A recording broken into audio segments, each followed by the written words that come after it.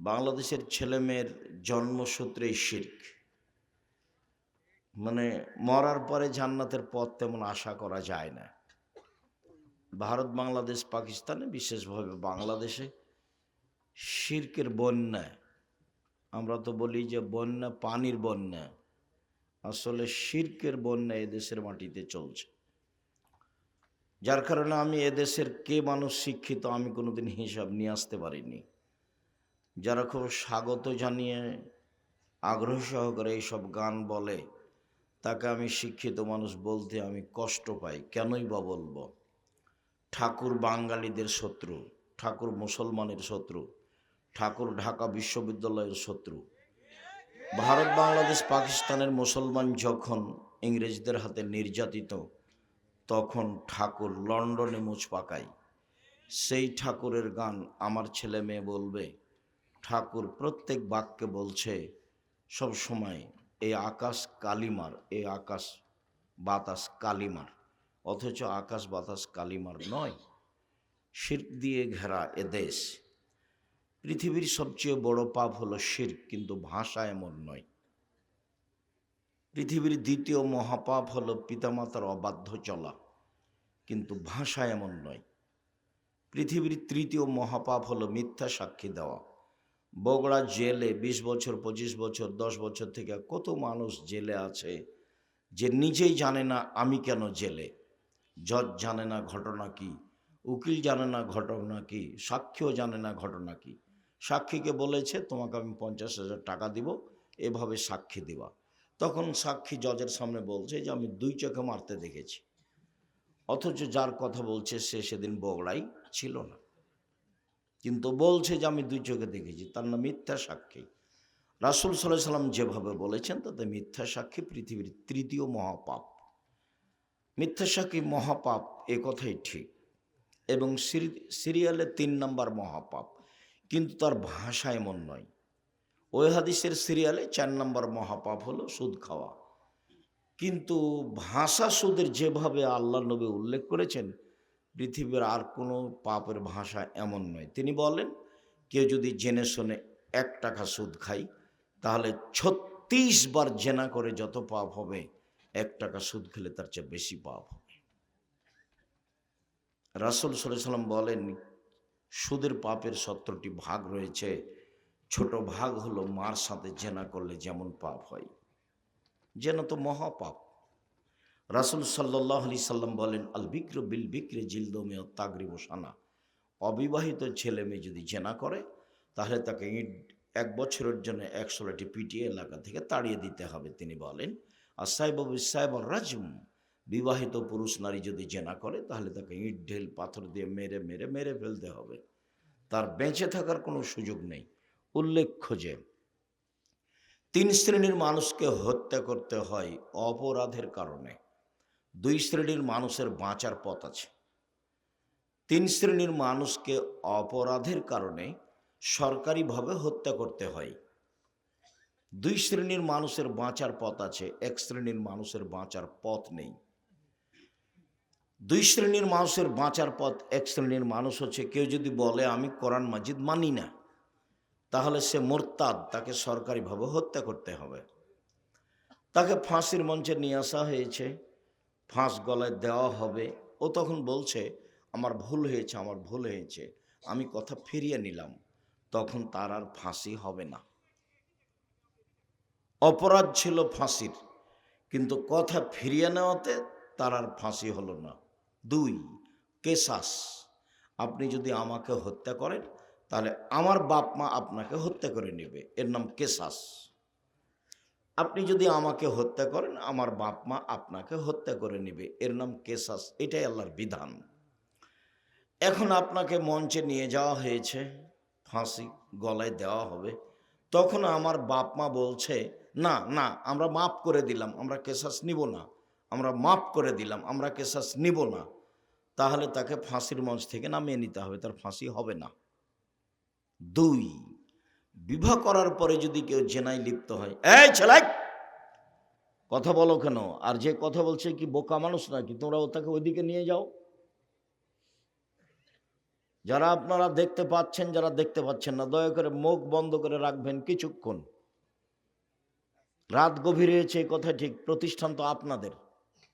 এখানে কি কেউ এত থেকে রংপুর থেকে লোক আসছে, কেউ কি এসেছে চট্টগ্রাম থেকে? এলাকারই লোক, প্রতিষ্ঠান আপনাদের। ধৈর্যের পরিচয় দিতে হবে। ধৈর্য কি? ধৈর্য কি ঘোড়ার ডিম নাকি? আর আপনাকে আমি কষ্ট দেবো এই জন্য আসিনি। আর আমি যখন কথা বলবো তখন আপনি কিছু প্রয়োজনীয় কাজ করবেন, এটা তো আমি ঘৃণা করি। আমি আপনার জন্য এসেছি। আর কেউ কথা বলবেন না, আমি কারো কথা শুনতে চাই না। মোবাইলে কথা বলবেন না, এখন কোনো প্রয়োজনীয় কথা বলবেন না। আপনার কথার তো আমার কাছে 5 পয়সা দাম নাই। তা আপনার আমি কথা বলার সুযোগ দেবো কেন? আমি তো আপনার কথা শুনতে আসিনি। আর আপনি গল্প করবেন, আমি শুনবো, এই জন্য আমি আসিনি। দয়া করে সব কাজ বন্ধ করে কিছুক্ষণ অপেক্ষা করুন। বলছিলাম, সম্মানিত দিনী ভাই বোন, বিবাহ করার পরে যদি কেউ জেনা করে তাহলে তাকে হত্যা করতে হবে। তাকে বাঁচানোর কোনো পথ পৃথিবীতে নেই। 1 মিনিট। গামেদিয়া সম্প্রদায়ের একজন মহিলা আসলো, এসে আল্লাহ রসুলকে বলছেন, তাহিরিনিয়া রসুল আল্লাহ, আল্লাহ রসুল আমাকে পবিত্র করেন। অপরাধী মহিলা আল্লাহ রসুলকে এসে বলছেন যে আমাকে পবিত্র করেন। তো আল্লাহ রসুল বলছেন যে ইরজেই, বাড়ি ফিরে যাও, আস্তাগফিরুল্লাহ, আল্লাহর নিকটে ক্ষমা চাও, ও তুবি ইলাইহি, তুমি তওবা করো, পাপ ক্ষমা হয়ে যাবে। তখন মহিলা উত্তরে বলছে, তুরাদ্দুনি কামা রাদ্দাতা মাইজ ইবনে মালিক। ও, মাইজ ইবনে মালিকের বিচার না করে ফিরিয়ে দিয়েছিলেন, সেইভাবে আপনি আমাকে ফিরিয়ে দিতে চাচ্ছেন? অনাহবলা মিনা জেনা, আমার পেটে অবৈধ সন্তান রয়েছে, আমার বিচার করে দেন, আমি এমনি ফিরে যাব না। তার অবস্থা দেখে আল্লাহ রসুল বললেন, আচ্ছা ঠিক আছে, ইরজে ইহাত্তা তালে দি, বাড়ি চলে যাও, যেদিন তোমার বাচ্চা প্রসব হবে সেদিন আসছে, আমি বিচার করে দেব। মহিলা চলে গেল। মুসলিম গ্রন্থে এসেছে, যেদিন বাচ্চা প্রসব হয়েছে সেদিনই মহিলা বাচ্চাকে ন্যাকড়ায় জড়িয়ে নিয়ে এসে রাসূলের দরবারে বলছে, আল্লাহ রসুল, এই যে সন্তান প্রসব হয়েছে, বিচার করে দেন। অবস্থা দেখে অবাক হয়ে আল্লাহ রসুল বললেন, ইরজেই, বাড়ি ফিরে যাও, আস্তাগফিরুল্লাহ, ইরজেই, বাড়ি ফিরে যাও, ফারদিহি, বাচ্চাকে দুধ খাও, আত্মতাফতেমি হে, যেদিন বাচ্চা দুধ ছেড়ে দেবে সেদিন আসো, বিচার করে দেবো। ইসলামী নীতি। মহিলা বাচ্চা নিয়ে চলে গেল, বাচ্চাকে 2 বছর দুধ পান করালো। 2 বছর পরে বাচ্চা নিয়ে বিচারালয়ে উপস্থিত, তখন বাচ্চার হাতে এক টুকরা রুটি রয়েছে। রুটি প্রমাণ করে যে বাচ্চা খাদ্য খেতে পারে। আল্লাহ রসুল বললেন, শোনো, তোমাদের একজন এই বাচ্চাটাকে লালন পালন করো। একজনের হাতে দিয়ে বললেন। তিনি বললেন, সঙ্গী সাথী শোনো, একে মাঠে নিয়ে যাও, গর্ত খুঁড়ে বুক পর্যন্ত মাটিতে পুঁতে দাও, সুমার জিমুহা, তারপরে ইট ঢেল পাথর দিয়ে তাকে মেরে মেরে মেরে ফেলাও। সাহাবীগণ বললেন, আমরা তাকে মাঠে নিয়ে গেলাম, গর্ত খুঁড়ে বুক পর্যন্ত মাটিতে পুঁতে দিলাম, চতুর্দিক থেকে ইট ঢেল পাথর মারতে লাগলাম। খালিদ বিন ওয়ালিদ বলেন, আমি একটা পাথর তার মুখের উপরে মারলাম, পাথরটা মুখে লেগে মুখ ফেটে রক্ত ছিটে এসে খালিদের গায়ে লাগলো। সাব্বাহা, খালিদ তাকে গালি দিয়ে বসলেন। তাদের ভাষায় এরকম কিছু যে আমাদের ভাষায় হতে পারে, ছি ছি ছি ছি, একজন জেনাকারিনী মহিলার গায়ের রক্ত আমার গায়ে লাগলো, এরকম কথা তিনি বললেন। তখন আল্লাহ রসুল বললেন, মাহলেনা খালিদ, খালিদ থামো, একে গালি দিও না, আল্লাহ তাবা তাওবাতান তাবা সাহেব মাকসিল্লাহ গফির আল্লাহু। এ মহিলা এত ক্ষমা ভিক্ষে চেয়েছে আল্লাহর কাছে, এত তওবা করেছে, এরকম তওবা যদি বড় থেকে বড় পাপী করে তবু তার পাপকে ক্ষমা করা হবে। খালিদ, একে গালি দিও না। আবার বললেন, খালিদ, এর তওবা যদি মদিনার লোককে ভাগ করে দেওয়া হয় তাহলে সবার পাপ ক্ষমা হয়ে যাবে। এরপরে তিনি তার জানাজা করলেন, কাফন দাফন করলেন। তিনি বুঝলেন যে তার পাপ ক্ষমা হয়ে গেছে। হাজারো মানুষকে তার পাপ তওবা ভাগ করে দিলে সবার ক্ষমা হয়ে যাবে, মানে তার তো ক্ষমা হয়েই গেছে। তারপর আল্লাহর নবী নিজে জানাজা করালেন, মানে ক্ষমা হয়ে গেছে। তিনি নিজে কাফন দাফন করলেন, তিনি সব কিছু করলেন। পৃথিবীর এত বড় মানুষ তাকে বলতে পারলেন না যে যাও, তোমার পাপ ক্ষমা হয়ে গেছে, তোমার বিচার হবে না, এই কথা বলতে পারলেন না। মুহাম্মদ সাল্লাল্লাহু আলাইহি সাল্লাম শরীয়তের কাছে নিজেই জিম্মি, ওপর থেকে যেটা ফয়সালা আছে সেটাই করতে হবে। তিনি ঘোষণা দিলেন সে নিষ্পাপ এখন, কিন্তু তার বিচার তিনি রক্ষা করতে পারলেন না। তার মানে বিবাহ করার পরে জেনায় লিপ্ত হলে তার বেঁচে থাকার কোনো পথ নেই। ক্ষমা চাইলে ক্ষমা হবে, আশা করতে হবে এটা ইনশাআল্লাহ আল্লাহ ফেরাউনকে ক্ষমা করতে পারেন, সেটা তার ব্যাপার। বলছিলাম যে জেনার পাপের গতিবিধি এত কঠিন, এরপরেও ভাষা এরকম নয় সুদের ভাষা যেমন, এটা হলো মূল কথা। জেনার পাপের ভাষা এরকম নয়। মানুষকে হত্যা করা মহাপাপ, কিন্তু ভাষা এমন নয়। শিরক করা মহাপাপ, কিন্তু ভাষা এরকম নয়। বাপ মায়ের অবাধ্য চলা পৃথিবীর দ্বিতীয় মহাপাপ, কিন্তু ভাষা এমন নয়। রাসূল সাল্লাল্লাহু আলাইহি ওয়াসাল্লাম বলছেন, কে যদি জেনে শুনে 1 টাকা সুদ খায়, 36 বার জেনা করে যত পাপ হবে, 1 টাকা সুদ খেলে তার চেয়ে বেশি পাপ হবে। অবাক কথা। রাসূল সাল্লাল্লাহু আলাইহি ওয়াসাল্লাম বলেন, সুদের পাপের 70টি ভাগ রয়েছে। ছোট ভাগ হলো মার সাথে জেনা করলে যেমন পাপ হয়। কি দিয়ে বুঝায় আপনাকে আমি সুদ কি জিনিস?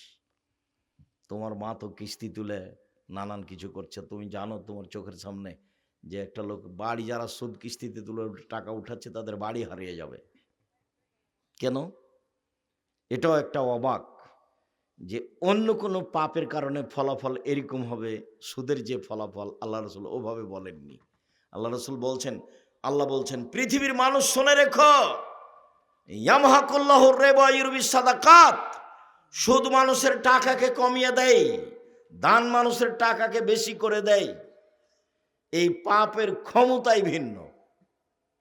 পৃথিবীর মানুষ শুনে রেখো, সুদ মানুষের টাকাকে কমিয়ে দেয় আল্লাহ বলছেন, দান মানুষের টাকাকে বেশি করে দেয়। আব্দুল্লাহ ইবনে মাসউদ বলেন, রাসূল সাল্লাল্লাহু আলাইহি সাল্লাম বলেছেন, ইন্নার রিবা ওয়াইন কাসরা, সুদ যদিও বাহ্যিকভাবে বেশি হয়, ফাইনা আকিবাতাহু তাসিরুল কাল্লিন, কিন্তু তার শেষ ফলাফল হচ্ছে নিঃস্ব। সুদ খাবে যে নিঃস্ব হবে সে, এ কথা আল্লাহর নবী বলেন। সুদ খাবে যে তার টাকা কমে যাবে, এ কথা আল্লাহ তাআলা বলেন।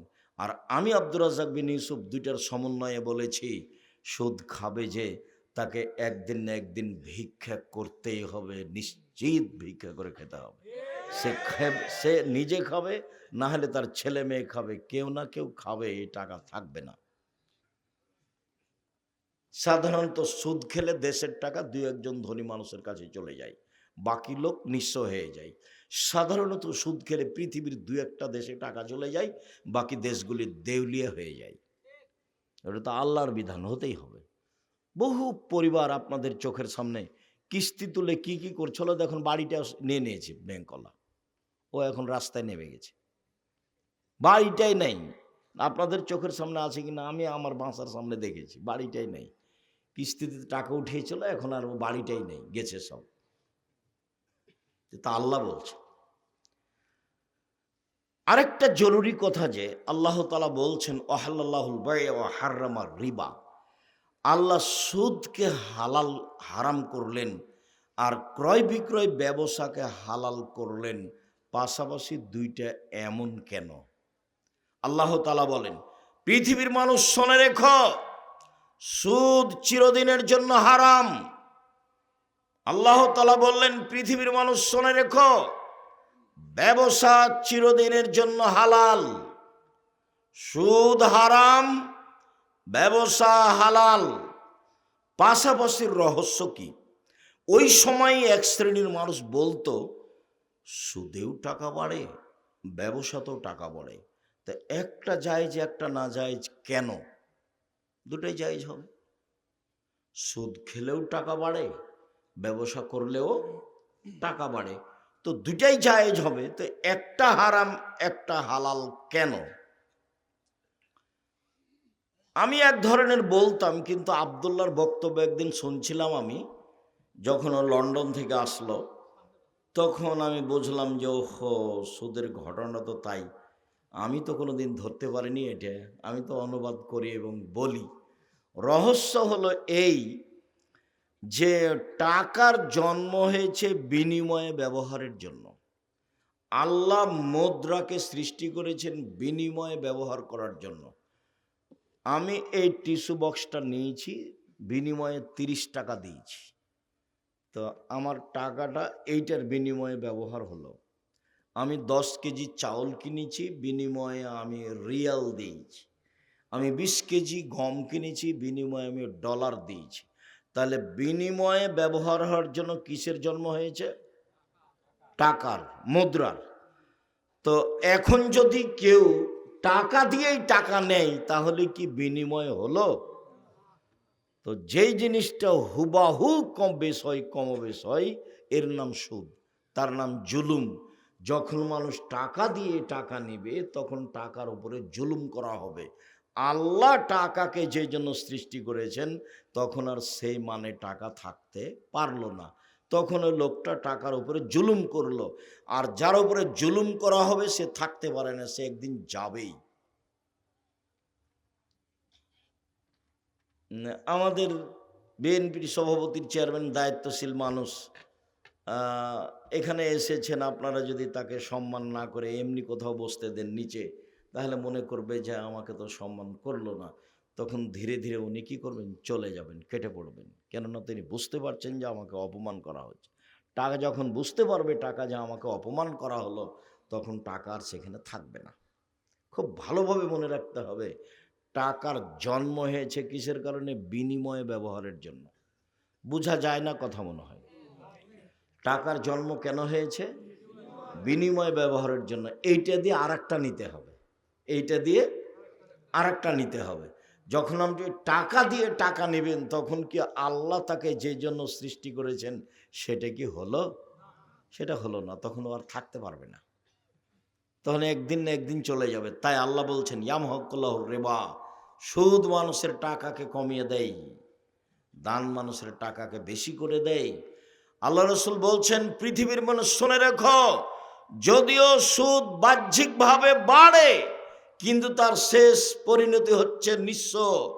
আমি শতদিন বলেছি যে কোরআন এবং হাদিসের সমন্বয়ে ফলাফল হলো যে যারা সুদ খায় তাকে একদিন না একদিন ভিক্ষা করে খেতে হবে, সে মাঠে নেমে যাবে, কোনো পথ থাকবে না। কোটি কোটি টাকা লোন নিয়ে ব্যবসা করতে হবে না। এইভাবে উপার্জনের পথ 4টে। 1, দিনমজুরি, সন্ধ্যায় টাকা শেষ, ঝামেলাও শেষ। 2, চাকরি, 25 দিনে টাকা শেষ হয় সাধারণত, 5 দিন ধার কর্জ করে চলে। ব্যতিক্রম চাকরি আছে, কিন্তু সাধারণত চাকরির টাকা শেষ হয় কয়দিনে? 25 দিনে। 3, জমি চাষ, সমান সমান না হয় লস, এই হলো জমি চাষের ফল। 4, ব্যবসা। তখন আল্লাহ রসুল বললেন আত্তাজির আস-সাদুক আল আমিন এখনো ইয়ামাল কিয়ামা মা শুহাদা সিদ্দিকুন আল আম্বিয়া, সত্যবাদী বিশ্বস্ত ব্যবসায়ীরা বিচারের মাঠে নবীগণের সাথে জান্নাতে থাকবেন। এই আবার কেমন কথা? এটাও তো অবাক। কেমন অবাক শোনেন। একজন সাহাবী রাসূল সাল্লাল্লাহু আলাইহি সাল্লামের কাছে রাতে ওজুর পানি আর মেশক নিয়ে গেছেন। উনি বলছেন যে ফাআতাইতুহু বিওয়াজুইন ওয়া হাজাতিহি, তার ওজুর পানি এবং তার প্রয়োজনীয় জিনিস মেশাক কিছু আমি নিয়ে গেলাম। তিনি এটা দেখে এত খুশি হলেন, খুশি হয়ে আমাকে বলছেন সালমা শেতা, আমি তোমার কাজে খুব খুশি হয়েছি, চাও যা চাইবার চাও। মালিকেরা অধীনস্থ লোককে এভাবে বলে খুব খুশি হলে। যখন একটা ছোট কর্মচারী আহমদ জি উপস্থিত, আহমদ জি উপস্থিত বলার সাথে সাথে দৌড়িয়েছে উপস্থিত। আর একটা কর্মচারী খালেদ নেই, খালেদ নেই, খালেদ নেই। কিছুক্ষণ পরে এসে বলছে স্যার ডাকছিলেন আমাকে। ওই যে তোর হবে না রে, তুই যা। তো মুহাম্মদ সাল্লাল্লাহু আলাইহি সাল্লাম তার অধীনস্থ লোকটার প্রতি খুশি হয়েছেন, খুশি হয়ে বলছেন সালমা শেতা, তোমার যা ইচ্ছা চাও, আমি খুব খুশি হয়েছি তোমার এই কাজে। তখন সাহাবী বলছেন, আস আলোকা মোরা ফাকাতা কাফিল জান্নাহ, আপনার সাথে জান্নাতে থাকতে চাই। তো আল্লাহ রসুল বুঝতে পারেননি যে এই কথা বলবে। আল্লাহ রসুল তার গায়েবের খবর জানেন না। মৌলানা সাহেব এসে নাই আপনাদের সামনে এমন বক্তব্য দিলেন, বক্তব্যতে বললেন যে কে বলছে হাত তুলে দোয়া করা যাবে না? কত হাদিস আছে, বই পুস্তক খুলে দেখালেন। কেউ যদি বলতো যে মুফতি ফাইজুল্লাহ হাটহাজারী চট্টগ্রাম আজ থেকে নিয়ে 50 বছর আগে বলেছে নামাজের পরে হাত তুলে দোয়া করা বিদাত, স্পষ্ট শরীয়তে, এই উজ্জ্বল শরীয়তে জামাতবদ্ধভাবে হাত তুলে দোয়া করার কোনো হাদিস নাই, জাল হাদিস নাই, ভুয়া হাদিস নাই, বানানো হাদিস নাই। পৃথিবীর কোনো বিদ্বান বলেনি নামাজের পরে হাত তুলে দোয়া করতে হবে। বড় হানাফি মুফতি ফাইজুল্লাহ হাটহাজারী চিটাগাং, আমাদের বলার কি দরকার?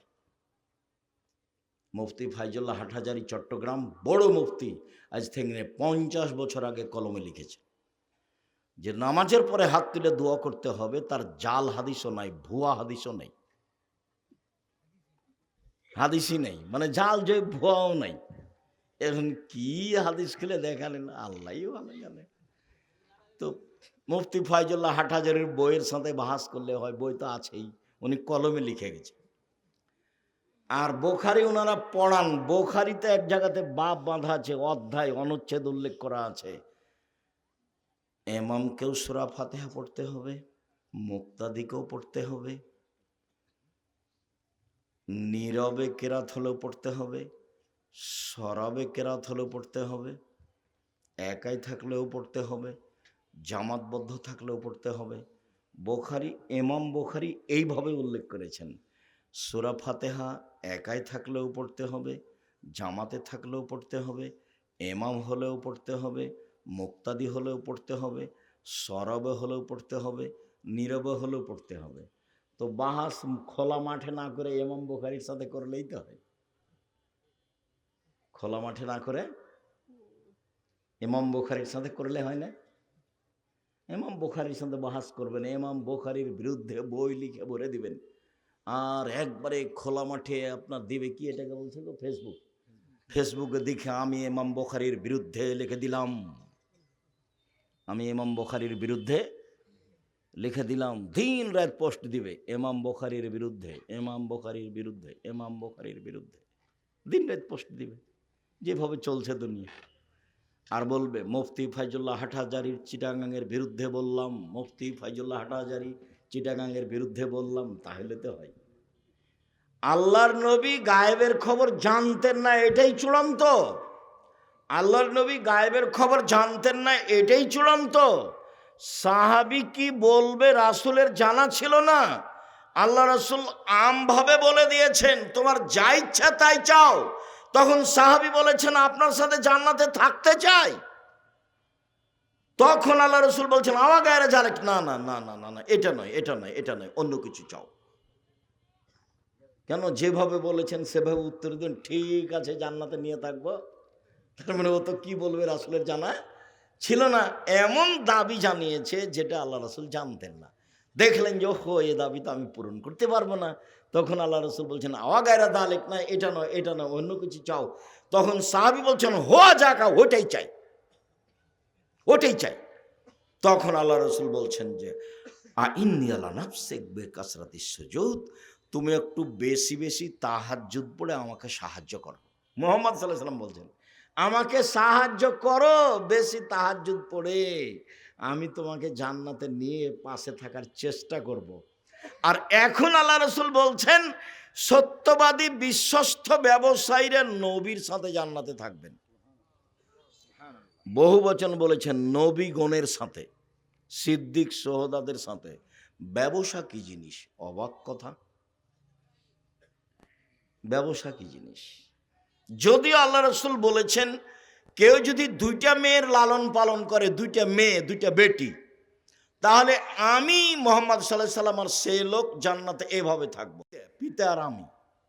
তখন আঙ্গুল 2টা জমা করে দেখালেন এইভাবে, তার মানে একসাথে লেগে থাকবো সেই পিতা যেই পিতা 2টা মেয়ের লালন পালন করে। তো আমরা তো আর বুঝতে পারিনি লালন পালন কি কি জিনিস। তখন আল্লাহ রসুল বললেন, পৃথিবীর মানুষ শোনো, পিতার লালন পালন মানে হলো এক, আল্লাহ মাহুন্না মেয়েকে বিদ্যা শিখিয়ে দিল, দুই আদ্দাবাহুন্না মেয়েকে শিষ্টাচার শিখিয়ে দিল, তিন আহসানা ইলাইহিন্না মেয়ের সাথে ভালো আচরণ করলো, চার জাওয়াজাহুন্না মেয়ের বিবাহ শাদী দিয়ে দিল। সেই পিতা আর নবী একসাথে এভাবে থাকবেন। তো মেয়েকে বিদ্যা শিখিয়ে দিল, ভালো কথা, শিষ্টাচার শিখিয়ে দিল। বাপে তো জানে না শিষ্টাচার কাকে বলে, তোমরাই বলো। বহু মহিলা এখানে এসেছে, কালকে সকালে উঠে ভ্যানিটি ব্যাগ নিয়ে আর চিকন বোরকা পরে বাজারে চলে যাবে, এইটাই কি শিষ্টাচার? তুমি মহিলা মানুষ, তুমি বলো, আপনি বলেন, আপনি তো এখানে এসেছেন বোরকা পরে, ফ্যাশন বোরকা পরে আছেন কেন? শরম হয় না আপনার? হায়া হয় না? লজ্জা হয় না কেন আপনার? ভ্যানিটি ব্যাগ নিয়ে সকালে উঠে বাজার যান কেন? বাজার কেন যাবেন? আপনার দেওর মরে গেছে, দেবর মরে গেছে, ভাসুর মরে গেছে, স্বামী মরে গেছে, শ্বশুর নেই, বাপ নেই, বোনের ছেলে নেই, ভাইয়ের ছেলে নেই, আপনি বাজারে যান কেন? কেন যাবেন? কই আমরা তো বাজার ভাবি না, তারপরে তো আমরা বেঁচে আছি। আপনি কেন যাবেন বাজারে? শরম হয় না কেন? শিষ্টাচার কাকে বলে? এই ছেলে, শিষ্টাচার কাকে বলে? তোমার বাপ তোমাকে কি শিষ্টাচার শিখিয়েছে? শিষ্টাচার কাকে বলে? তোমার বোনের নখ বড় আছে, এইটাই কি শিষ্টাচার? তোমার বোন নখে নেইল পালিশ দিয়েছে। ইহুদি খ্রিস্টানদের পতিতালয়ের মেয়েদের বৈশিষ্ট্য হচ্ছে নখে নেইল পালিশ দেওয়া। ইহুদি খ্রিস্টানদের পতিতালয়ের মেয়েদের বৈশিষ্ট্য হচ্ছে নখে নেইল পালিশ দেওয়া। ইহুদি খ্রিস্টানদের পতিতালয়ের মেয়েদের বৈশিষ্ট্য হচ্ছে নখে নেইল পালিশ দেওয়া। তোমার বোন নখে নেইল পালিশ দিয়ে রাখে, এটাই কি শিষ্টাচার? শিষ্টাচার কাকে বলে? শিষ্টাচার কি জিনিস? কপালে টিপ দেওয়া হিন্দুদের প্রথা। হিন্দু মেয়েকে বিবাহ করার 10টি পদ্ধতি রয়েছে, তার একটি পদ্ধতির নাম রাক্ষসী বিবাহ। মেয়ের পিতা বিবাহ দিবে না, ছেলে জোর করে যদি কপালে টিপ দিতে পারে তাহলে বিবাহ হয়ে গেছে। রাক্ষসী বিবাহ হিন্দুদের। সেই টিপ তোমার বোনের কপালে, কিভাবে এটা শিষ্টাচার হলো বলো? রাসূল সাল্লাল্লাহু আলাইহি সাল্লাম বলেছেন, যারা গায়ে উল্কি করে নেয়, কি বলে, ট্যাটু নাকি, যেটা উল্কি করে নেয়, যে তার উপরে অভিশাপ। যে পরচুলা ব্যবহার করে, তোমার বোন পরচুলা ব্যবহার করে খোপা বড় করে, তার উপরে অভিশাপ।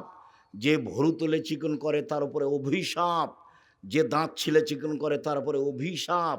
যে উঁচু স্যান্ডেল পরিয়ে নিজেকে লম্বা দেখায়, তার উপরে অভিশাপ। যে প্রেসিয়ার পরে যাকে কম বয়সে দেখানো চায়, সেটা হলো অভিশাপ। যে সামনের চুল ছোট করে, তারপরে অভিশাপ। যে এইভাবে ঢং করে চলে রাস্তাঘাটে, তার উপরে অভিশাপ। পুরুষের পোশাক পরে যারা, তার উপরে অভিশাপ। 3 শ্রেণীর মানুষ জান্নাতে যাবে না। তার 1 শ্রেণীর মানুষ, যেসব মহিলারা পুরুষের শার্ট প্যান্ট জুতা স্যান্ডেল পরে, তারা জান্নাতে যাবে না। মানে যাবে না, মানে যাবেই না। বলেন আপনি নিজেই বলেন, আপনার 2টা মেয়ের লালন পালনের কারণে আপনি জান্নাতে থাকবেন নবীর সাথে, এ কথাই ঠিক। কিন্তু তিনি বললেন, 1 বিদ্যা শিখিয়ে দিল, 2 শিষ্টাচার শিখিয়ে দিল, 3 তার সাথে ভালো আচরণ করলো, 4 বিবাহ শাদী দিয়ে দিল। তাহলে এই পিতা নবীর সাথে জান্নাতে এভাবে থাকবেন। তো বলেন, আপনি বুঝেন, আপনার মেয়ের অবস্থা আপনি ভালো জানেন। হাতের নখে মেহেদি দিবে, পায়ের নখে মেহেদি দিবে, একই।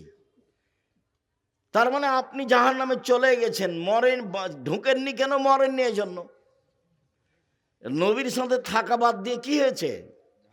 উল্টা পথে চলেছে। জিম্মেদারি তো আপনার, মেয়ে আপনার।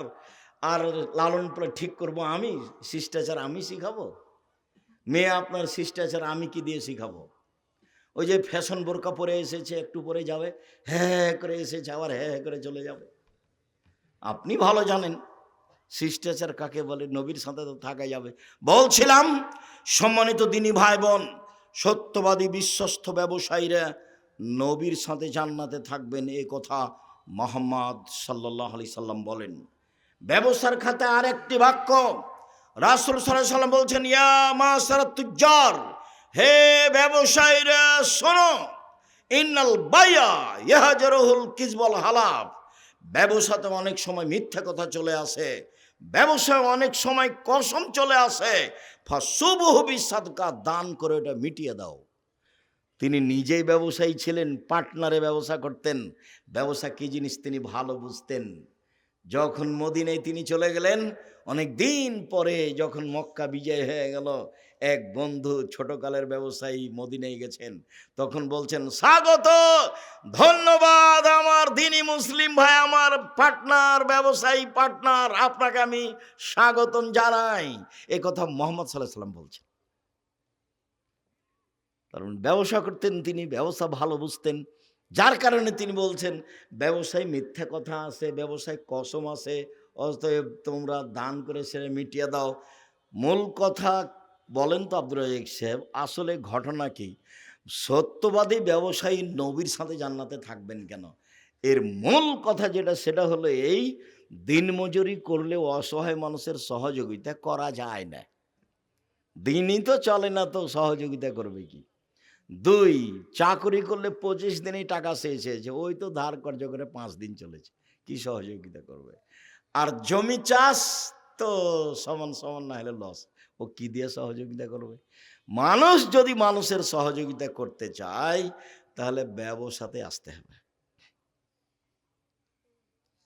আর মানুষ এত কলা কৌশলে ব্যবসা করে যে ঢাকা বসুন্ধরা এলাকায় হাজারো হাজার শতক মানুষের জমি আছে, জমি কিনা আছে 50,000 টাকা শতক, হয়তো বা তাও নয়, জমি বিক্রি হচ্ছে 1 কোটি টাকা শতক। তাহলে সকালে কিনেছিল 50,000 আর বিকালে হচ্ছে 1 কোটি, তাহলে কত টাকা? তারপরে দেখবেন টিস্যু বসুন্ধরা, মরিচের গুঁড়া বসুন্ধরা, আটা বসুন্ধরা, সোয়াবিন বসুন্ধরা। তার মানে ব্যবসার কত পথ ঘেরা আছে, হয় সেই চকুস আর না হলে অধীনস্থ লোক চকুস। ব্যবসা কাকে বলে? ঘুমের ঘরে ব্যবসা করতে হবে, ঘুমের ঘরে এত টাকা, কোটি টাকা, কোটি টাকা, টাকা কোথায় রে? ব্যবসাকে ভালোবেসে ব্যবসা করতে হবে, আর বলতে হবে নিজেকে অসহায় মানুষের পাশে দাঁড়ানোর জন্য ব্যবসা করছি, সরকারকে উঠানো বসানোর জন্য নয়। কার পাশে দাঁড়াবো? সেই জন্য অসহায় মানুষের পাশে দাঁড়াবো, সেই জন্য ব্যবসা করছি। ব্যবসা দিয়ে জান্নাত কিনে নিব, টাকা দিয়ে জান্নাত কিনবো। আরে 5 ওয়াক্ত সালাত আদায় করলে জান্নাত পাওয়া যায় কিনা যায় না? হজ করলে জান্নাত পাওয়া যায় কিনা যায় না? উমরা করলে জান্নাত পাওয়া যায় কিনা যায় না? রামজান রোজা থাকলে, সিয়াম থাকলে জান্নাত পাওয়া যায় কিনা যায় না? তাসবিহ তাহলিল জিকির আজকার করলে জান্নাত পাওয়া যায় কিনা যায় না? দান করলে জান্নাত কিনা যায়। আল্লাহ বলছেন পৃথিবীর মানুষ, তোমার টাকা এবং জানের বিনিময়ে জান্নাত আমি বিক্রি করে দিলাম, তৈরি করেছি, আমি বিক্রি করলাম তোমার কাছে। আল্লাহ বলছেন এই কথা। তা আপনি যে জান্নাত কিনবেন তো টাকা লাগবে না? একজন লোক এসে বলছে, আল্লাহ রাসূল, আমার আব্বা মারা গেছেন, জমি জায়গা অর্থ সম্পদ ছেড়ে গেছেন, কোনো কিছু ওসিয়ত করেননি, আমি যদি আমার আব্বার নামে দান করি তাহলে আমার আব্বার পাপ মিটে যাবে কি? আল্লাহ রাসূল বলেন, হ্যাঁ, তোমার বাপের পাপ মিটে যাবে। তখন তিনি বললেন না ছোট, তখন তিনি বললেন না বড়, তুমি দান করলে তোমার বাপের নামে তোমার বাপের পাপ মিটে যাবে, এটাই চূড়ান্ত হাদিস, বুখারী মুসলিম। হজ করে আপনি আপনার বাপের কিছু করতে পারবেন না, উমরা করে আপনি আপনার পিতার কিছুই করতে পারবেন না, আপনি রমজান মাসে সিয়াম থেকে, রোজা থেকে আপনার পিতার কিছুই করতে পারবেন না, আপনি আপনার এই জাকাত দিয়ে আপনার পিতার আপনি কিছুই করতে পারবেন না, তাসবিহ তাহলিল জিকির আজকার করে আপনার পিতার আপনি কিছুই করতে পারবেন না। এত বড় গুরুত্বপূর্ণ বিরল ইবাদত সালাত নামাজ, এরপরে আপনি আপনার বাপের কিছুই করতে পারবেন না। আপনি দান করেন, আপনার বাপের কবরের শাস্তি বন্ধ হয়ে যাবে। এক ভিন্ন ইবাদত, অবাক ইবাদত পৃথিবীতে দান। তো টাকাই নাই, আপনি দান করবেন কি দিয়ে? এই জন্য এবার আপনি বুঝতে পেরেছেন কি, যে সত্যবাদী বিশ্বস্ত ব্যবসায়ী নবীর সাথে থাকবেন কেন? তারা অসহায় মানুষের পাশে দাঁড়াতে পারে সেই জন্য। এটা জামিয়া সালাফিয়ার এখন মুআদালাযুক্ত, জামিয়া সালাফিয়ার সাথে সম্পৃক্ত প্রতিষ্ঠান। একে আপনাকে মন দিয়ে ভালোবাসতে হবে।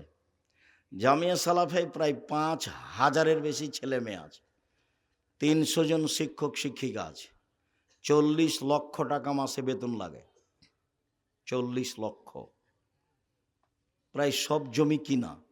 রাজশাহীতে যেটা আছে সেটা প্রায় 50 বিঘা জমির ওপরে। রাজশাহীতে যেটা মহিলাদের আছে সেটা প্রায় 60 থেকে 70 বিঘা জমির ওপরে। রূপগঞ্জ, নারায়ণগঞ্জ, পূর্বাচলে যেটা আছে সেটা প্রায় 100 বিঘা জমির ওপরে, প্রায় সবই কিনা। টাকা কোথায় পাওয়া যায়? বগুড়ার লোকে দেয়। কই আব্দুল আজিজ, আমি তো কোনো দিন দিইনি। কেউ দেয়। জামিয়া সালাফে বিত্তশালী দিয়ে চলে না, সরকারি পয়সা দিয়ে চলে না, বৈদেশিক কোনো সংস্থা দিয়ে চলে না, কোনো নির্ধারিত ব্যক্তি দিয়ে জামিয়া সালাফে চলে না। জামিয়া সালাফে আপনার আমার 10 জনের কম সম সাধারণ দান দিয়ে চলে, তার নাম জামিয়া সালাফিয়া। এদেশের শিরক মুক্ত প্রতিষ্ঠান জামিয়া সালাফিয়া, বিদাত মুক্ত প্রতিষ্ঠান জামিয়া সালাফিয়া, দলমুক্ত প্রতিষ্ঠান জামিয়া সালাফিয়া, সংগঠন মুক্ত প্রতিষ্ঠান জামিয়া সালাফিয়া, হিংসা মুক্ত প্রতিষ্ঠান জামিয়া সালাফিয়া। জামিয়া সালাফিয়ার সাথে যত প্রতিষ্ঠান জড়িত হবে সবকে দলমুক্ত হতে হবে, সংগঠন মুক্ত হতে হবে, শিরক মুক্ত হতে হবে, বিদাত মুক্ত হতে হবে এবং হিংসা মুক্ত হতে হবে। মাথাটা ফ্রি খালি রাখতে হবে। কারো প্রতি ভালোবাসা বেশি আর কারো প্রতি ভালোবাসা কম, এটা রাখা হবে না। যার উপরে ভালোবাসা কম আছে আপনি তো তার জন্য বদনাম করবেন তাহলে তো আপনি জাহান্নামে চলেই গেছেন। জেনা মহাপাপ এ কথা ঠিক, সুদ মহাপাপ এ কথা ঠিক। যদি আপনি রাতে উঠে বলেন যে সুদ লেনদেন বন্ধ করলাম। মুহাম্মদ সাল্লাল্লাহু আলাইহি সাল্লাম শেষ ভাষণে বললেন, পৃথিবীর মানুষ শুনে রেখো, কুল্লু আমরিন মিন জাহেলিয়া, জাহেলিয়াতের যুগে যত লেনদেন নিয়ম নীতি ছিল, জঘন্য নিয়ম নীতি, সব আমি আজকে হজের মাঠে বিদায় হজে 2 পায়ের নিচে রেখে দিলাম। তারপরে বলছেন, আমি সুদকে আমার পায়ের নিচে রেখে দিলাম। সর্বপ্রথম আমার চাচার সুদ মওকুফ ঘোষণা দিলাম। আমার চাচার সুদ লেনদেন আর হবে না। নিজের তো আর টাকা নাই বলতে পারেন না, নিজের বাপেরও তো কিছু নেই, বাপ তো মারা গেছে কবে, মা তো নাই। এখন কার টাকার উপরে ক্ষমতা দেখাচ্ছেন? চাচার। চাচা মানে পিতে, চাচারই পিতার স্থানে চাচার টাকার উপরে ক্ষমতা দেখাচ্ছেন মুহাম্মদ সাল্লাল্লাহু আলাইহি সাল্লাম। পৃথিবীর মানুষ শুনে রেখো, সুদকে আমি পায়ের নিচে রেখে দিলাম, চিরদিনের জন্য সুদ বন্ধ ঘোষণা দিলাম। সর্বপ্রথম আমার চাচার যত সুদ লেনদেন ছিল সব মওকুফ ঘোষণা দিলাম। আমার চাচার সুদ নিয়ে আর কোনোদিন কিয়ামত পর্যন্ত কোনো কথা হবে না। আজকে যদি বলেন যে সুদ লেনদেন সব বন্ধ করলাম, আল্লাহ তুমি মাফ করো, সব পাপ ক্ষমা হয়ে যাবে ইনশাআল্লাহ। 80 বছর বয়সে একদিনও সালাত আদায় করেননি, এখন বলছেন আমার ভুল হয়েছে, আল্লাহ মাফ করো, ইনশাআল্লাহ সব পাপ ক্ষমা হয়ে যাবে। কিন্তু ওই যে একজনের বিরুদ্ধে থেকে বললেন ও লোক খুব খারাপ, এখন ক্ষমা নেন দেখি। এখন কিয়ামত পর্যন্ত ক্ষমা চাইলে ওটা হবে না। কিভাবে হবে? ওর হাত ধরে ক্ষমা নিতে হবে যার বদনাম করেছেন, তাহলে হবে। যদি আমি হাত ধরে ক্ষমা নেননি তাহলে কি হবে? বিচারের মাঠে আল্লাহ বলবেন যে নেকি দিয়ে পরিশোধ করে দাও। ওখানে তো আর হাত ধরে ক্ষমাও চলবে না, আল্লাহ ওটা মাফও করবেন না। তাহলে বিচার হবে কিভাবে? নেকি দিয়ে বুঝিয়ে দিতে হবে যার যার বদনাম করেছেন। আপনাকে আমি কতবার বলেছি দোকানে গিয়ে বসবেন না, হাজারো লক্ষবার বলেছি জাতির সামনে, দোকানে গিয়ে বসবেন না। দোকানে ল্যাংটা মেয়ে টিভিতে নাচে, ওখানে বসতে হবে না। আরো 2 জন বসে আছে, ওরা বদনাম করে আড্ডা পিটে, ওখানে বসা হবে না। আসসালামু আলাইকুম আহমদ, লবণ আছে? জি আছে। মরিচ আছে? জি আছে। 1 কেজি লবণ দাও আর 200 মরিচ দাও। দেওয়া হয়েছে, টাকা হয়েছে, দাও, আসসালামু আলাইকুম। এই পর্যন্ত দোকানের সামনে থামতে পাবেন। দোকানের সামনে বসে থাকেন কেন? ঘন্টার ঘন্টা বসে থাকেন, শরম হয় না? মাথায় টুপি থাকে, লজ্জা হয় না? ইতস্তবোধ হয় না? খারাপ লাগে না? কেন বসে থাকবেন? থাকবেন কেন? নিজে কি গরু ছাগল মনে করেন? পশু প্রাণী মনে করেন? বুঝেও বুঝে না ওরা, অন্তর আছে বুঝে না, দেখেও দেখে না ওরা, চক্ষু আছে দেখে না, শোনেও শোনে না ওরা, কান আছে শোনে না। উলায়েকা কালা আনাম, তারা পশু প্রাণীর মতো, তারা গরু ছাগলের মতো, তারা কুকুর শিরকের মতো, বালু মজাল বরং তার চেয়ে খারাপ। এটা তো বগুড়া, একটা স্বভাব খারাপ আছে। সেটা কি আব্দুর রাজ্জাক সাহেব? ওটা কি রাজশাহীতে, চাঁপাইনবাবগঞ্জে নেই?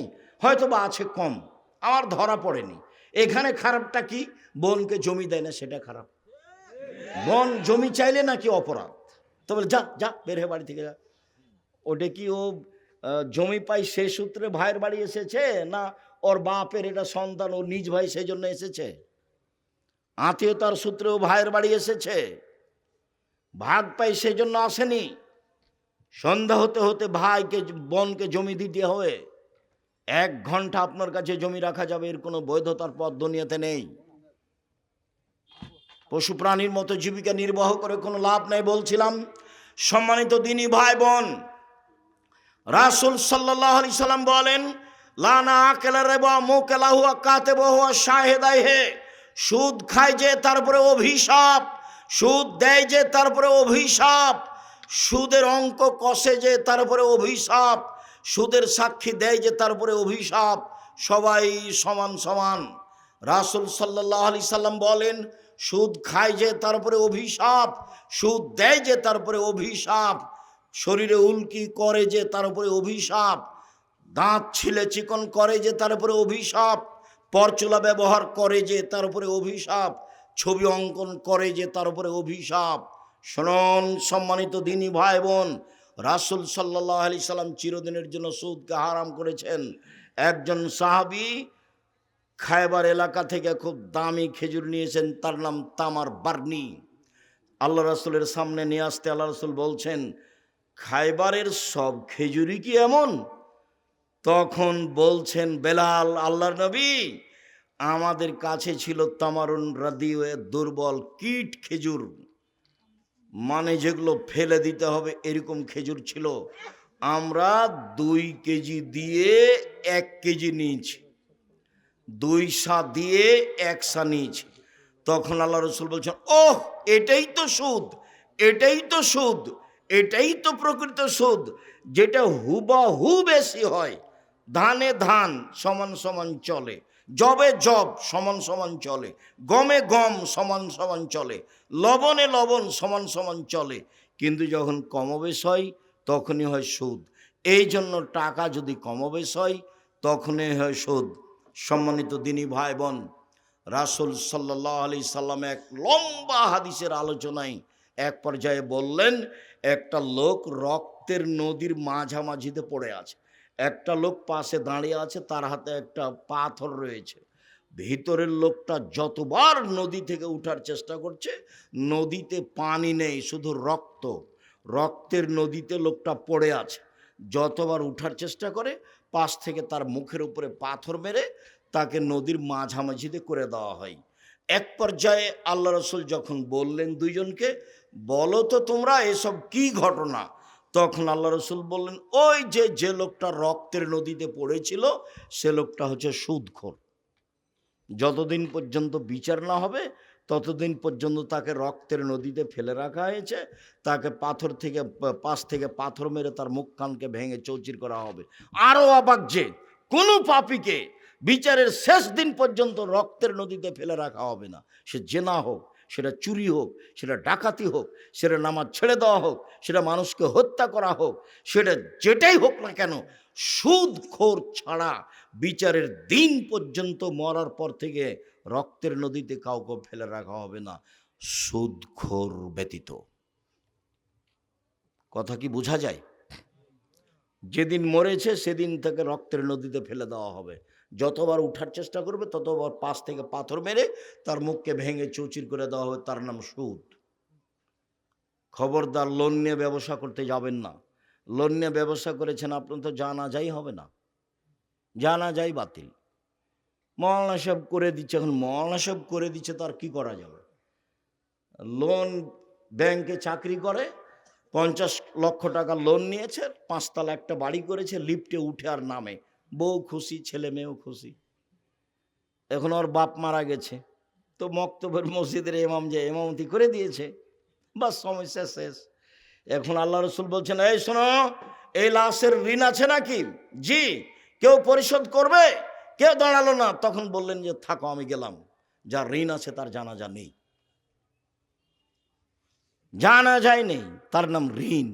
আল্লাহ রাসূল সালাম ফিরার পূর্বে বলতেন, আল্লাহুম্মা ইন্নী আউযু বিকা মিনাল মা'সি ওয়াল মাগরাম, আল্লাহ তোমার কাছে বাঁচতে চাই ঋণ কর্জ হতে, তোমার কাছে বাঁচতে চাই বড় পাপ হতে, তোমার কাছে বাঁচতে চাই ঋণ কর্য হতে, তোমার কাছে বাঁচতে চাই বড় পাপ হতে, তোমার কাছে বাঁচতে চাই ঋণ কর্য হতে, তোমার কাছে বাঁচতে চাই বড় পাপ হতে। হারামের যত পথ রয়েছে উপার্জন হিসাবে সুদ তার সবচেয়ে বড়। রাসূল সাল্লাল্লাহু আলাইহি ওয়াসাল্লাম বলছেন লা ইয়াদখুলুল জান্নাতা জাসাদুন গুযিয়া বিল হারাম, ওই শরীর জান্নাতে যাবে না যে শরীর হারাম উপায়ে বাড়ে। এই ছেলে বছর সময় তো হয়ে গেছে, আমি তো নিজেই ছেড়ে দিচ্ছি, এসেছি তো 12টার সময়। রাসূল সাল্লাল্লাহু আলাইহি ওয়াসাল্লাম বলেন লা ইয়াদখুলুল জান্নাতা লাহামুন নাবাতা মিনাস সুহতে, হারাম উপায়ে যে শরীর বাড়ে সেই শরীর জান্নাতে যাবে না। কুল্লু লাহমিন নাবাতা মিনাস সুহতে কানাতিন নার আওলা বিহি, যেই শরীর হারাম উপায়ে বড়েছে তার জন্য জাহান্নামে যথেষ্ট। ছেলে মেয়ে বাপ বেটা সব জাহান্নামে যাবে হারামের কারণে।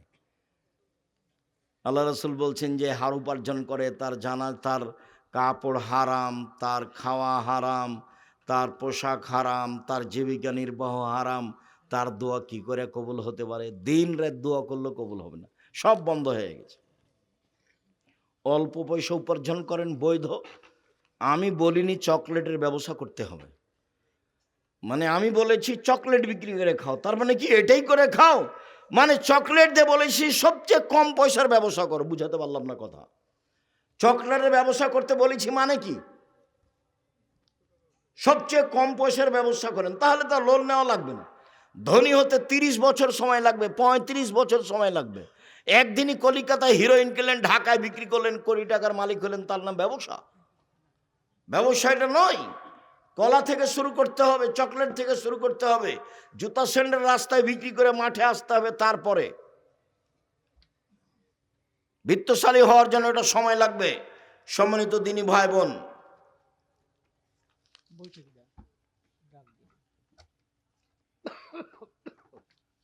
শুকরিয়া জাযাকুমুল্লাহ খায়ের। যেহেতু এটা একটা কওমি প্রতিষ্ঠান, যাওয়ার পূর্বে আমার পক্ষ থেকে একটা আলিতে সম্পত্রিকা ফ্রি আছে, যখন একটা বই নেবেন তখন। আর এতে 1000 ফতোয়া আছে, ফিকহুল হাদিস ফতোয়া সিরিজ, যার আমার সম্পাদনায় আছে, আব্দুল্লাহর আছে 1000 ফতোয়া। যাওয়ার পূর্বে সবাই বৈঠকি দান করে যাবেন।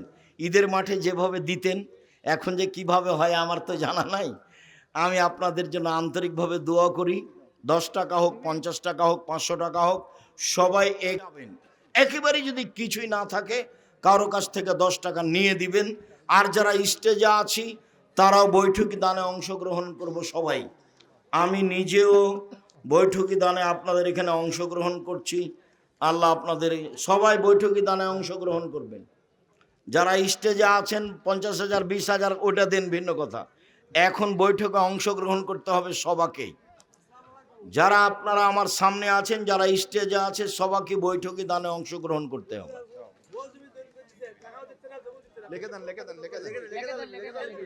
যে সকল দিনী ভাই বোনকে যদি এখান পর্যন্ত আসার সময় না হয়, তাহলে যারা যাবেন ওখানে বাইরে ছেলেরা আছে, বৈঠকি দানটা করতে বললাম, 10 টাকা হলে আপনি এমনি চলে যাবেন না।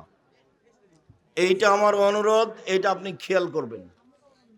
কি না না এসব ভোটের কথা এখানে কেন?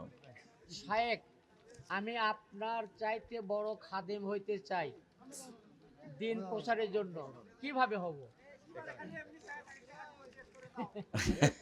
ঠিকই বলছেন, এমনি চায়া থাকা কেন? টাকা পয়সা দাও। আল্লাহুম্মা সাল্লি আলাইহি আল্লাহুম্মা বারিক আলাইহি। আমি মন খুলে দোয়া করি আপনাদের জন্য। আমার দিনী বোনেরা যারা আছেন তারাও দানে সহযোগিতা করবেন। শায়েখ, ছোট বাচ্চাদের কপালে কি সুন্দরের জন্য কি কপালের ওই টিক, ও কপালে যেটা, হ্যাঁ, সুন্দরের জন্য দেওয়া যায়, মানুষের বদনজর লাগবে না এই জন্য দেওয়া হবে না। কপালে টিপ দেওয়া যাবে বাচ্চাদের, ছোট বাচ্চাদের এক সাইডে দেয়, দেখতে ভালো লাগে সেই জন্য, ছবি উঠায় না। শুকরিয়া জাযাকুমুল্লাহ খায়ের।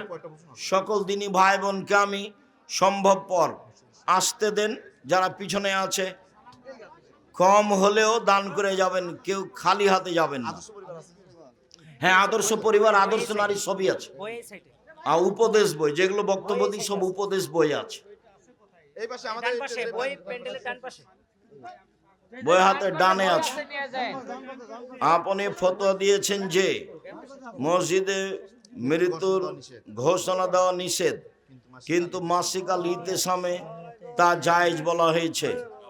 মাসিক আল ইতেসামে জায়েজ বলা হবে না, হয় ভুল প্রেসে বের হয়েছে আর না হলে দেখতে ভুল হয়েছে। ঘোষণা দেওয়া না জায়েজ। ওয়ালাইকুম আসসালাম, হাইয়াকাল্লাহ। 29-30 জানুয়ারি রোববার। আল্লাহুম্মা সাল্লি আলাইহি ওয়া বারিক আলাইহি। শায়েখ, আমি আপনার চাইতে বড় আলেম। ভালো কথা, তো অনেক বড় দাবি, জাযাকুমুল্লাহ খান। তুমি আমাদের চেয়ে অনেক বড় ইমাম বুখারীর মতো হওয়ার চেষ্টা করো। আল্লাহর রহমতের অভাব নাই, আল্লাহ দিলেই হলো। শায়েখ, এতদিন ধরে সহিহ হাদিসের মাধ্যমে জানতে পেরেছি 7 ভাগে কুরবানি জায়েজ না, কিন্তু ইতিহাসে একটি প্রশ্নের ইতিসামে একটি প্রশ্নের উত্তরে জানতে পেরেছি 7 ভাগে কুরবানি জায়েজ। হয়তোবা 7 পরিবারে বলেনি, 7 ভাগে বলেছে, ওটা তো হাদিস। 7 পরিবারে জায়েজ নয়, কোনোদিনই হবে না। ও হয়তোবা ভুল বুঝেছে, না নাহলে ভুল বের হয়েছে। শায়েখ, সালাম নেবেন। আপনি বলেছেন সালাত 6 ওয়াক্ত ফজরের নামাজের আগে 1 ওয়াক্ত পড়তে হয়, এ আবার কি কথা? সে 1 ওয়াক্ত পড়ার নিয়ম বলে দিবেন। শায়েখ, আমি আপনার মাদ্রাসায় ভর্তি হতে চাই। পুরো ডিসেম্বর ফর্ম বিতরণ হবে, 1 জানুয়ারি ভর্তি। পরীক্ষা নিয়ে 1 জানুয়ারি ভর্তি, পুরো ডিসেম্বর ফর্ম বিতরণ হয়। অনলাইনে পাওয়া যাবে জামিয়া সালাফে। ভর্তির তারিখ হলো 1 জানুয়ারি। এখানে ভর্তি হন, পরে ওখানে যাব। ওস্তাদজি, আপনি ধনুট থানার অন্তর্গত বিলচাপড়ি হাফিজিয়া মাদ্রাসায় আসেন না কেন? কেন যে যায় না? আল্লাহর রাসূল যখন জান্নাত ও জাহান্নাম দিকে তাকায়, তখন জান্নাতে ও জাহান্নামে লোক দেখতে পায়। বসে একটু বসে। এখন তো কেয়ামত হয়েছিল না, তাহলে দেখলেন কিভাবে? দেখানো হয়েছে, কেউ জাহান্নামে যায়নি, জান্নাতে যায়নি। মুহাম্মদ সাল্লাল্লাহু আলাইহি সাল্লামকে মানুষ মুহাম্মদ সাল্লাল্লাহু আলাইহি সাল্লাম বলা যাবে কি? মুহাম্মদ সাল্লাল্লাহু আলাইহি সাল্লামকে তো মুহাম্মদ সাল্লাল্লাহু আলাইহি সাল্লামই বলতে হবে। কি যে বুঝো। মেয়েরা পুলিশ বা আর্মির চাকরি পেলে খুশি হয়ে গ্রামে মিষ্টি দেই আর বলে আল্লাহ ভাগ্যে রাখছে বলে হয়েছে। মেয়েদের পুলিশ বা আর্মির চাকরি করা তো হারাম। জি, এই সমাজে হারাম, একেবারেই হারাম। ধৈর্য ধর্ম ব্যবসায়ী কারা? অনুগ্রহপূর্বক বুঝিয়ে বলবেন। মিথ্যা কথা বলে, টাকা নেই, চুক্তি করে টাকা নেয়। তুমি এটাই জানতে চাচ্ছ নাকি কে জানি? যারা চুক্তি করে টাকা নেয়, ধর্মের কথা বলা বুঝে না, মিথ্যা কথা বলে, তারাই ধর্ম ব্যবসায়ী তোমার বুঝ অনুযায়ী। অনেক মানুষ আগে যারা অন্যের সম্পদ আত্মসাৎ করে, ও আলিতেসাম পত্রিকা আছে, একটা ফ্রি আর একটার মূল্য দিতে হবে। ফ্রিটা আমি কিনেছি আপনাকে ফ্রি দেওয়ার জন্য। যে অন্যের সম্পদ জমি জোর করে ভোগ করা, আমার প্রশ্ন, কিয়ামতের ময়দানে এমন মানুষদের ভয়াবহতা কেমন? যারা জমি জোর করে দখল করে, ওরা তো জালেম, জাহান্নামে চলেই গেছে। আমি আব্দুল্লাহ ভাইয়ের কর্জে হাসানা সম্পর্কে আলোচনা শুনে কর্জে হাসানা ভিত্তিক একটি ফাউন্ডেশন তৈরি করেছি। ভালো কথা করেছো, খুব ভালো হয়েছে। জাযাকুমুল্লাহ খায়ের। সকল দিনী ভাই বোনকে অত্র প্রতিষ্ঠানের প্রতি দানের হাত প্রশস্ত করার আন্তরিকভাবে অনুরোধ জানিয়ে, ছেলে মেয়ে অত্র প্রতিষ্ঠানে পাঠানোর অনুরোধ জানিয়ে, আজকের যেসব কথা বলা হয়েছে সেসব কথা মেনে চলার আন্তরিকভাবে অনুরোধ জানিয়ে আমি আপনাদের কাছে আজকের মতো এখানেই বিদায় নিচ্ছি। আল্লাহ, তুমি আমাদের মাফ করো, যারা মারা গেছে তুমি তাদের কবরের শাস্তি মাফ করো, যারা অসুস্থ তুমি তাদেরকে আল্লাহ রাসূলের পদ্ধতি অনুযায়ী চলার তৌফিক দান করো। তোমার দরবারে এই জোরালো দাবি দাওয়া দোয়া রেখে আজকের আলোচনা এখানেই শেষ করছি। সুবহানাকা আল্লাহুম্মা ওয়া বিহামদিকা আশহাদু আল্লা ইলাহা ইল্লা আনতা আস্তাগফিরুকা ওয়া আতুবু ইলাইক। আসসালামু আলাইকুম ওয়া রাহমাতুল্লাহ।